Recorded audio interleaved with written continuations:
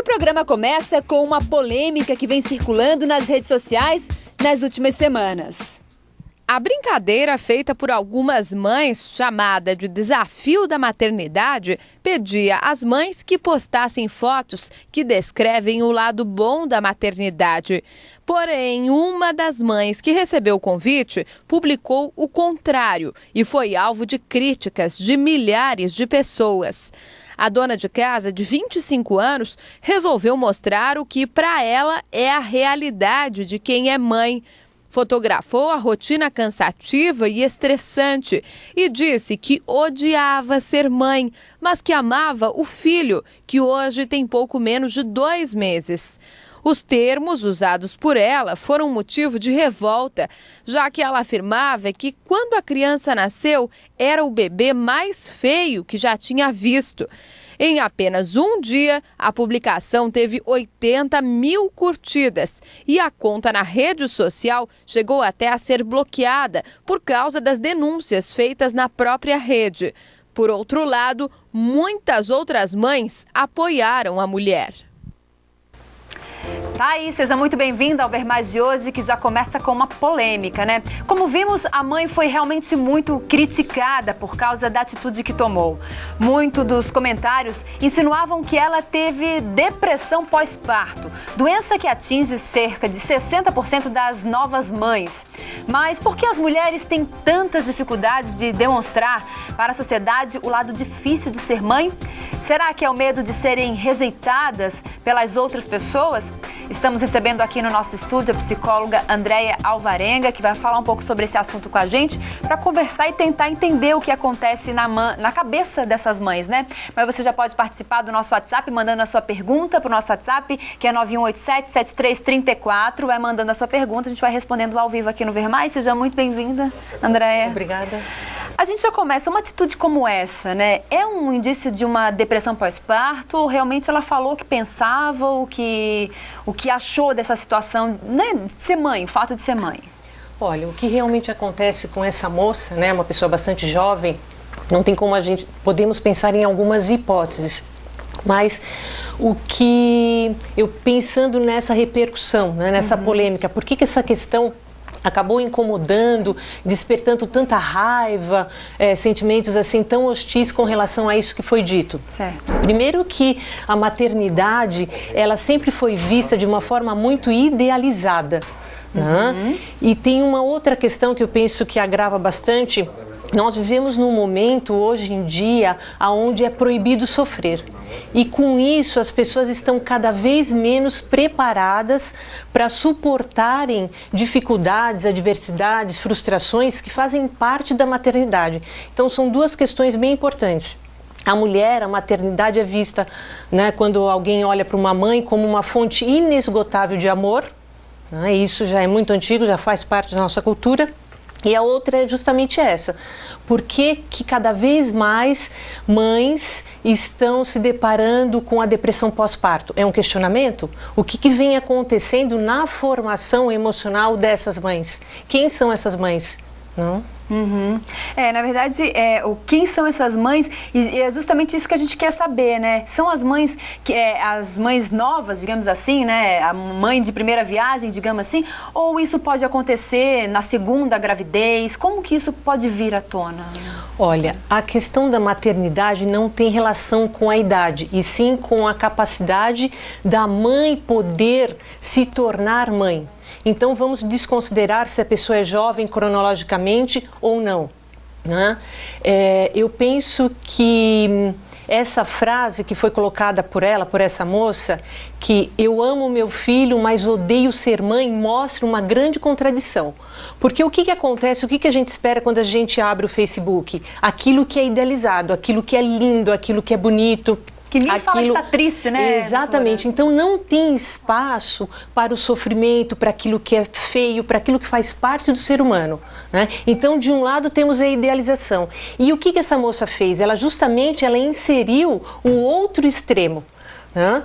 Ela colocou de uma forma assim, com muito ódio, e realmente se o ódio predominar, realmente a pessoa está doente. Não sei se é o caso dela, mas podemos fazer a seguinte avaliação: momentos de raiva, momentos de frustração, momento de grandes angústias, qualquer mãe acaba vivenciando.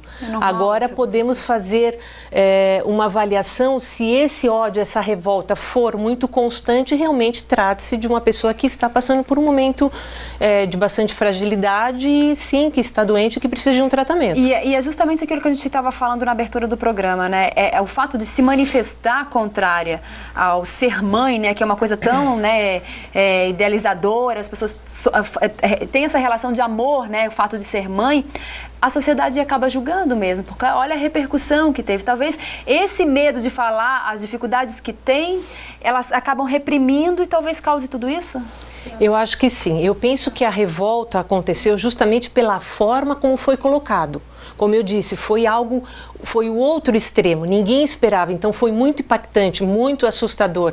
Mas eu acho que a gente poderia aproveitar sim a oportunidade para pensar e tentar integrar um pouquinho esses dois extremos, né? Saber que uma relação, por mais amorosa que ela seja, por mais capacidade que essa mulher tenha para desenvolver a sua maternidade, que não são todas, independente da idade, que faz parte sim esses momentos, mas se for predominante, como eu alertei, realmente trata-se de uma doença. Precisa chamar atenção, né? A gente falou sobre justamente essa questão de chamar atenção se ódio for predominante. A pergunta aqui, se a depressão pós-parto, ela pode acontecer vir de algo que aconteceu durante a gravidez, ou não? Olha, o que nós podemos pensar com relação a quase tudo que acontece conosco? Cada pessoa se relaciona de uma forma absolutamente singular com todos os problemas que vão acontecendo em nossas vidas. Então, por exemplo, um filho que morre, né? Cada mãe vai se relacionar com a morte desse filho de uma forma totalmente singular. Então, pode ser que algo no momento da gestação ou no momento do parto tenha desencadeado uma questão que estava lá, adormecida, né? Então foi como se fosse assim, a gota d'água para desencadear, no caso, uma depressão pós-parto. Aqui ela diz também numa pergunta: tenho 2 filhos, amo demais eles, foi minha vida, né? Possível maternidade é um mar de rosas, mas não é tão fácil assim. Mas o amor suporta as angústias, né? Ela pergunta justamente se esse amor ele consegue suportar as angústias, que é o que ela sente, né? Então, o que eu penso é justamente isso, que é por amor que uma mãe consegue ser feliz na criação com seus filhos. Porque toda mãe, todo pai, mas estamos falando, né, no caso da mulher, toda mãe, ela passa por inúmeras dificuldades. Porque se a gente for pensar de uma forma racional, pragmática, todas as dificuldades, principalmente nos primeiros meses, né, que essa família passa, racionalmente quase que ninguém teria um filho. É verdade. Né? E é justamente por amor, por algo a mais, que a gente acaba vendo até uma certa beleza ou às vezes até esquecendo daquelas fases tão difíceis, né, que acabamos passando. E olha só, ela fala aqui, uma outra telespectadora que está assistindo o Ver Mais, concordo com a psicóloga, né? Mas né, de maneira que a mãe falou, pode ser chamada, na verdade, né? Vamos concluir aqui, porque a gente acaba recebendo as ligações e daí acaba bloqueando o nosso WhatsApp. Enfim, mas é que ela fala aqui que ela não está sozinha e que ela realmente acha que concorda com o que a senhora falou, mas tem os dois extremos que precisa saber lidar. E o equilíbrio seria a palavra-chave nessa situação? Então, mas... Sim, todo mundo busca o equilíbrio, mas como chegar a esse equilíbrio? Isso é a pergunta. Como conseguir? Por que de fato é constatado, e isso é um dado estatístico, que cada vez mais existe a depressão pós-parto? Porque hoje em dia precisamos pensar como as pessoas estão sendo formadas emocionalmente. Existe pouquíssimo espaço para frustração, para castração. Então é uma época onde é proibido sofrer, né? Então a partir do momento que qualquer pessoa se depara com qualquer angústia, a primeira tentativa é o quê? Aplacar a angústia. Porque parece que ninguém pode falar sobre o sofrimento, falar sobre as dificuldades. Então imagine essa mãe, essa pessoa que foi formada dessa forma, quando ela vai e é jogada nesse momento de grandes dificuldades, realmente ela não tem estrutura psíquica para poder suportar todas essas adversidades, todas essas dificuldades. Então, doutora, quais são os principais sintomas da depressão, né? Que a pessoa já tem que começar a identificar esse ódio que a senhora mesmo está falando, né? Essa angústia toda, precisa procurar um profissional já? Olha, é esperado, né, por conta da dependência do bebezinho, que ele seja acolhido, que ele seja amparado nas suas necessidades. Se uma mãe realmente rejeita, né, a maior parte do tempo esse bebezinho, se ela sente ódio desse bebezinho, eu já tive a oportunidade de escutar inúmeros relatos de mães dizendo que realmente é horrível escutar isso, mas que eu tenho vontade que meu filho morra, que eu gostaria que ele tivesse nascido morto. Isso é algo que a sociedade não quer escutar, mas isso faz parte do mundo psíquico das pessoas. Só que ninguém fala. Por quê? Porque é proibido falar sobre isso. Então, realmente, como poder avaliar se passa por alguns minutos na sua mente, né, esses pensamentos, tudo bem, nos primeiros meses é tudo tão fora do lugar, a mulher também está passando por toda aquela invasão de todos os hormônios e tudo mais. Um ou outro momento pontual, penso que não deveriam se preocupar, mas se isso permanece, o tempo vai passando e predominantemente eu rejeito o meu bebê, aí sim eu penso que seria importante procurar um tratamento. Mas esse tipo de situação, ela pode acontecer, a depressão, né, com relação ao filho, esse tipo de sentimento, ela vem logo depois do parto ou ela pode acontecer um ano depois? Isso é uma coisa que está programada, é logo depois do parto? Como é que ela pode acontecer, doutora? Porque o que a gente pode pensar? O que seria a depressão de uma forma bem simples falando? É um momento onde a pessoa se volta, né, para si, ou seja, ela não investe em mais ninguém, ela não cuida de mais ninguém, ela não investe no trabalho, ou seja, ela fica muito voltada para os seus próprios cuidados. Então, pensando dessa forma, esse tipo de sintoma ele pode aparecer sim em muitas fases durante a vida. Geralmente, o que acontece com a depressão pós-parto é algo muito relacionado à maternidade, que quando investigado, isso que precisa ser tratado. Agora, como lidar com as dificuldades do dia a dia, né? Que as pessoas às vezes têm tanto, são tantos afazeres, né? A mãe, principalmente, a mãe que é dona de casa, a mãe que às vezes tem que trabalhar fora, a mãe que às vezes tem que cuidar da educação do filho. Como lidar com tudo isso, né? E para que isso não se torne um peso, para que ela consiga poder passar realmente o que ela precisa passar para os filhos? Olha, o que eu penso é assim, a partir do momento que nasce um bebê, nasce também uma mãe. Então, a partir do momento que o meu filho nasceu, é claro que a Andréa, daquela forma, ela morreu, mas não morreu, eu não deixei de trabalhar, não deixei de ter os meus amigos, minhas relações familiares, mas a forma como eu vou me relacionar com a minha vida e com as pessoas será outra. O que eu vejo e nós observamos é um grande conflito entre querer manter a vida de solteira e ao mesmo tempo constituir uma família. Ou é uma coisa ou outra. Se eu não escolho, realmente suporto em constituir uma família, vou viver em angústia com o pesar daquilo que eu perdi. Então, o que eu vejo muitas vezes é bastante egoísmo, porque realmente a criança, nos primeiros anos de vida, ela precisa muito da família. E hoje em dia as pessoas estão valorizando cada vez menos, né, esse contexto familiar que é muito importante. Então, essa divisão, né, eu estou aqui com meu filho porque ele está demandando e realmente os filhos, eles precisam da atenção do pai e da mãe, mesmo que eles trabalham, mas o que acontece? Os pais trabalham, no momento que chegam em casa, eles querem ficar no Facebook, ou eles querem ir para a academia, eles querem sair com os amigos, eles querem jogar futebol. Então, é claro que não vai ter espaço para tudo isso. Eu vou precisar me privar de algumas questões para investir na minha família.